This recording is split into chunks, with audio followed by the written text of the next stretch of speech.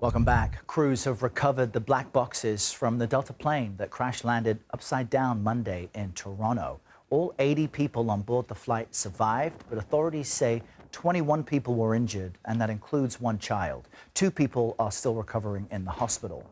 CBS News national correspondent Nikki Battiste joins us now from Toronto with more on this. Nikki, I'm still stunned by the footage I see on my feeds, which appears to show the plane making a hard landing. What is the latest on the investigation?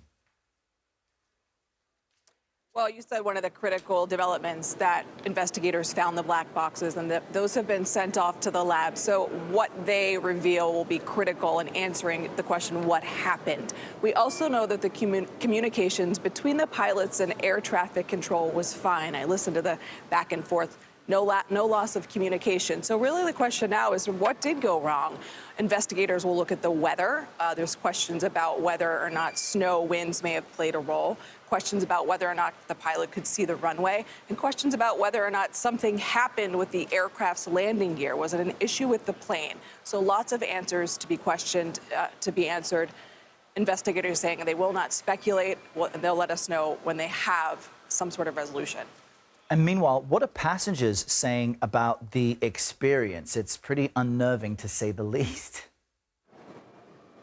It's impossible to imagine, but I think the best description I've heard is that everyone was hanging upside down like bats, is what one passenger said. Another passenger who spoke with us with CBS News said what was so remarkable is that while everyone's dangling upside down, they strategically helped one another unbuckle so no one fell on top of anyone else to try to lower any risk of injury, and sort of calmly, despite the chaos, helped each other out. And I think what's really important to note is the flight attendant on this plane, we've heard, very quickly and in a very organized way got everyone off. And if everyone had not had their seatbelts on and had not put their laptops away like we're always asked to do on a plane, maybe everyone wouldn't have survived. So I think it's a good lesson to anyone flying to listen to the flight attendants, follow the rules. They're there for a reason, and this is a prime example of that, and everyone survived. Yeah, you're exactly right. And Nikki, I know that people are commenting on some of the footage of all of this, that it seems like there are more aviation incidents these days, but why are experts saying you really have no reason to be concerned?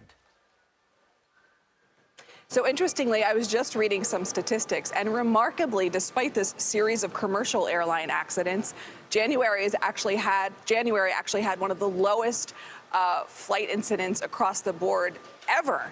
So aviation experts say it's still very safe to fly, particularly on commercial airlines. A lot of the aircraft accidents that happen are smaller private planes. We often don't hear about them in the news or the media. So again, it's hard to tell someone not to be a little bit nervous because it's understandable with what has happened in the last few weeks.